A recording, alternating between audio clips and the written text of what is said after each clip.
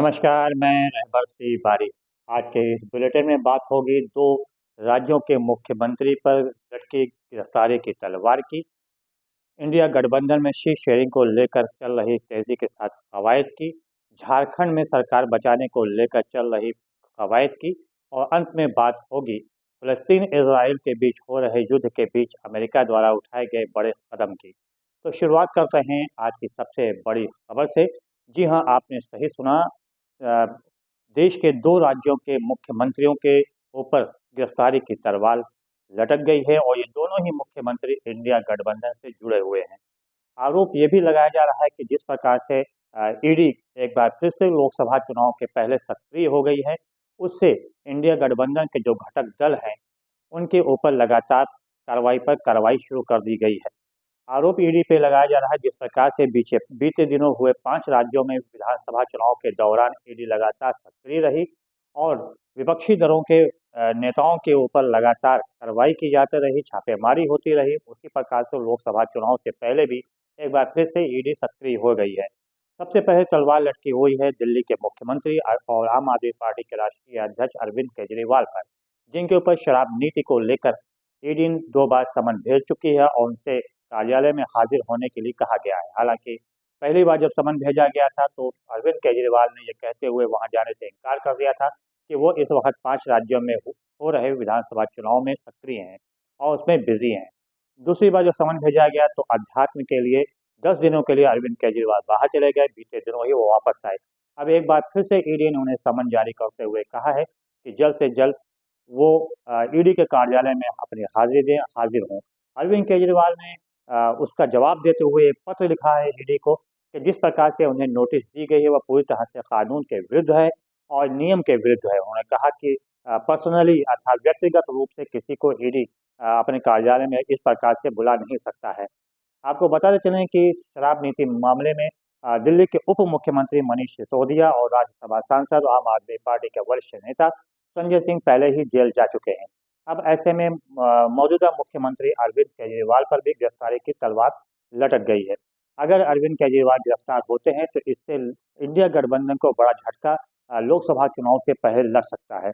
झटका तो ईडी देने में लगी हुई है झारखंड के मुख्यमंत्री हेमंत सोरेन को भी गिरफ्तार करने में। जी हाँ, हेमंत सोरेन को बीते 7 बार ईडी ने समन जारी किया है। काले पत्थर के खनन के मामले में हेमंत सोरेन को 7 बार समन जारी किया, लेकिन किसी भी समन का जवाब हेमंत सोरेन ने नहीं दिया।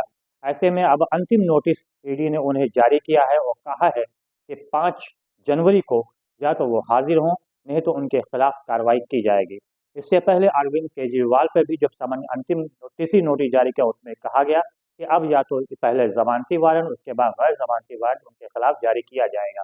इसी प्रकार से हेमंत सोरेन को लेकर भी ईडी ने कड़ा कदम उठाया है और सीधे तौर पे कहा है कि यह अंतिम नोटिस है।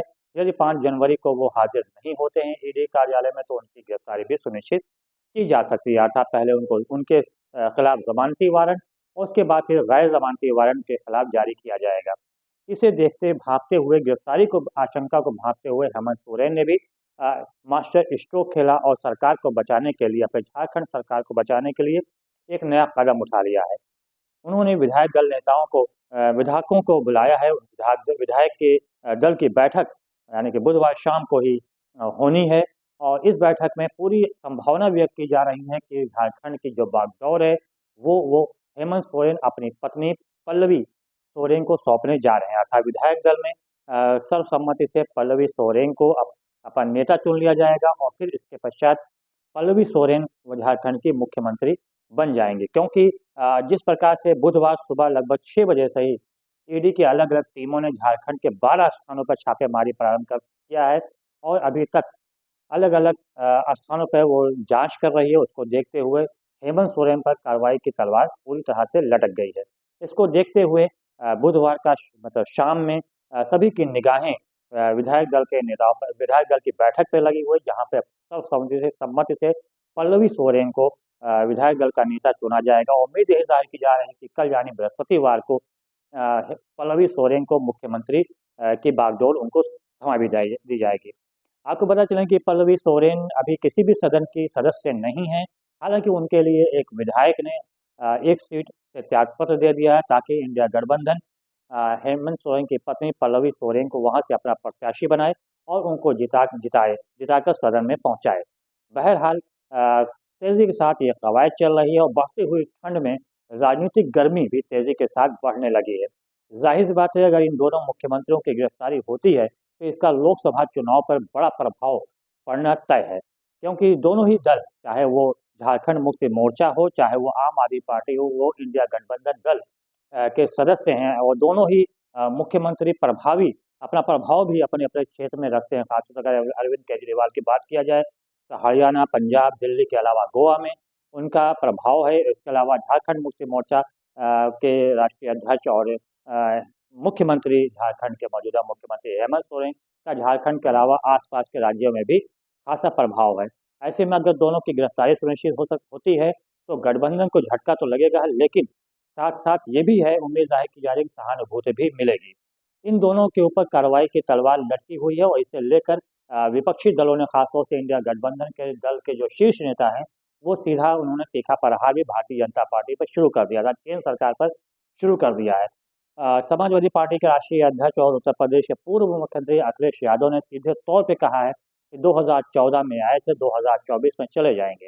उन्होंने तीखा प्रहार करते हुए कहा कि जिस प्रकार से ईडी का गलत उपयोग किया जा रहा है वो पूरी तरह से गलत है, अनुचित है और न्यायपूर्ण नहीं है। उन्होंने कहा कि इसका जवाब लोकसभा चुनाव में आम जनता इन्हें देने के लिए जा भी रही है।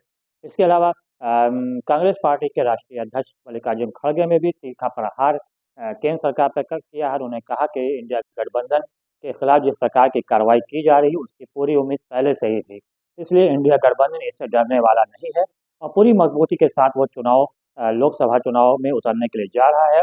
और उन्होंने भी दावा करते हुए कहा कि भारतीय जनता पार्टी की केंद्र सरकार को इस बार उखाड़ फेंकेगी। हालांकि भारतीय जनता पार्टी पूरे मजबूती के साथ एक बार फिर से चुनावी मैदान में, इस बार नया नारा है कि अब की बार तीसरी बार मोदी सरकार, अब की बार 400 पार।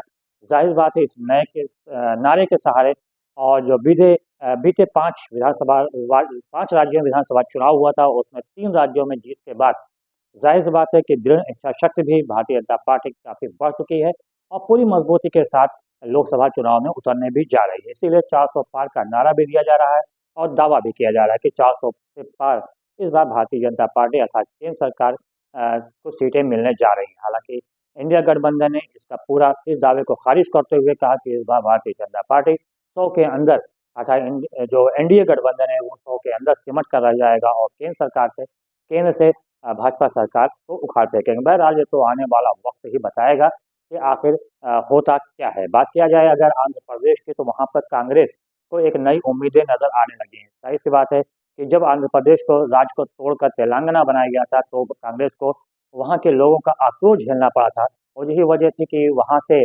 कांग्रेस पूरी तरह से सफाया हो गया था। न तो विधानसभा चुनाव में उसे एक सीट मिली थी और ना ही लोकसभा में। लेकिन अब जिस प्रकार से एक के बाद एक दक्षिण राज्यों में कांग्रेस पूरी तरह से मजबूत हो रही है, पहले कर्नाटक और उसके बाद फिर तेलंगाना, अब आंध्र प्रदेश में उसकी उम्मीदें बढ़ती चली जा रही हैं। जाहिर सी बात है, क्योंकि वहाँ के मौजूदा मुख्यमंत्री जगनमोहन रेड्डी की बहन शर्मिला, जिन्होंने अपने भाई से अलग होकर अपनी पार्टी बनाई थी, वो अब कांग्रेस में शामिल होने जा रही है। संभावना व्यक्त की जा रही है कि 10 जनवरी को उनकी पार्टी का कांग्रेस में विलय हो जाएगा। तो ऐसा होने से कांग्रेस पार्टी को आंध्र प्रदेश में मजबूती प्रदान होगी और जिस प्रकार से आंध्र प्रदेश के चंद्रबाबू नायडू से वार्ता चल रही है सीट समझौते की, अगर ऐसा होता है तो आंध्र प्रदेश में कांग्रेस पूरी मजबूती के साथ सामने रहेगी। क्योंकि लोकसभा चुनाव के साथ साथ 3 महीने बाद वहाँ पे विधानसभा चुनाव भी होना है।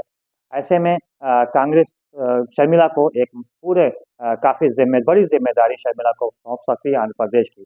और संभावना ये भी व्यक्त की जा रही हो सकता है कि शर्मिला को आंध्र प्रदेश के मुख्यमंत्री के तौर पर भी पेश कर दिया जाए। बहरहाल अब तो ये देखना है कि शर्मिला इसे लेकर किस प्रकार का कदम उठाती हैं और अगर ऐसा होता है तो जाहिर सी बात है कि लोकसभा चुनाव में और आने वाले विधानसभा चुनाव में कांग्रेस को वहाँ पे काफी फायदा मिल सकता है।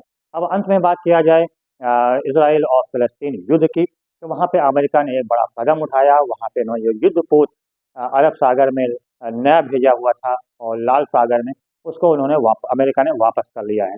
इसके अलावा अमेरिका को झटका उस समय भी लगा जब ईरान के ऊपर अतिरिक्त प्रतिबंध लगाने के लिए जो संयुक्त राष्ट्र संघ में जब बैठक हुई तो वहाँ पे भारत ने ईरान का साथ दिया और ईरान के प्रतिबंध लगाने का विरोध करते हुए वोट दिया।